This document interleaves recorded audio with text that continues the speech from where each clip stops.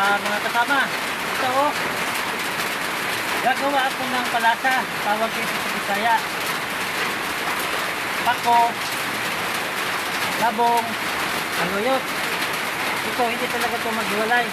Ang kawayan sa kasaluyot. Kaya ginawa ko palasa. Ang tawag nito na gulay, palasang ginataan. Nakayod ako ng niyog dito para gagawin kong gata para dito sa ginagulay kong palasa. Hindi kami nakapag-video pag kumuha kami ng pato dahil napakalakas ng ulan. Ayan mo, ulan. Dito ngayon sa amin napakaulan. Kaya hindi na kami nakapag-video. Ito na lang. Ito na, dito na oh. Ang pako, labong, kasaluyot. Ang tawag nito sa mga lutong ito na gulay ay palasa. Oh, mamaya, putot ako ng niyog. Baka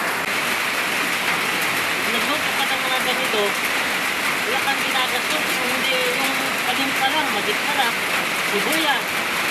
Yun lang. Sagana kasi dito sa aming mundo, sa bukid namin ang mga gulay. Kaya ganitong tag-ulan, sarap ng magulay at may ginataan. Mga gulay. Ito, nakayot na ako ng niyog para lulutuin ko yan mamaya. Pagkatapos ako magkayod ng niyog. Kasi ilalabo ko pa yung labong. Papakuluan ko pa yun. At kinitin nyo itong video ko mamaya. Pag ito'y nagluluto na ako. Paano ito nga proseso, itong palasa ko na ginataan. Ito na ito. Tama, lulutuin ko na. Ito ang pako, labong, saka saluyot at gata. Ito ay palasa nga.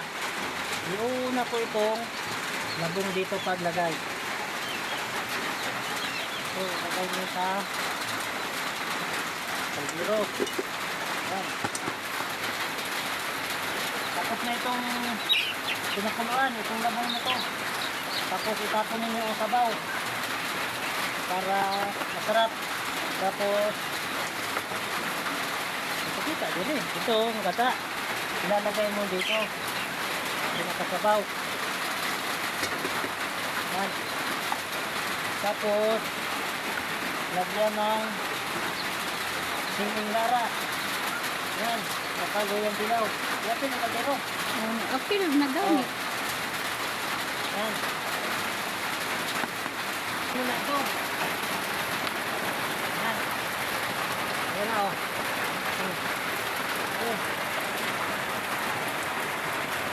Pinapakulo ko na.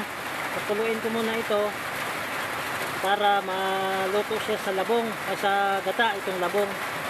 Kasi pinakuluan ko lang ito kanina. Takpan. Mamaya i-update ko na lang pag na maglagay na ako ng mga sangkap. Mga kasama oh. Luto na yung gulay natin na palasa. Ito, ang sarap.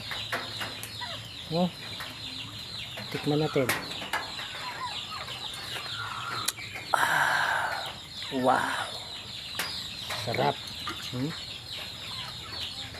Yung labong, pako, saka saluyot. Kaya nagiging kalasa ito. Malasang malasa talaga mga kabayan. Yung mga kasama. So, sarap. Makain na tayo.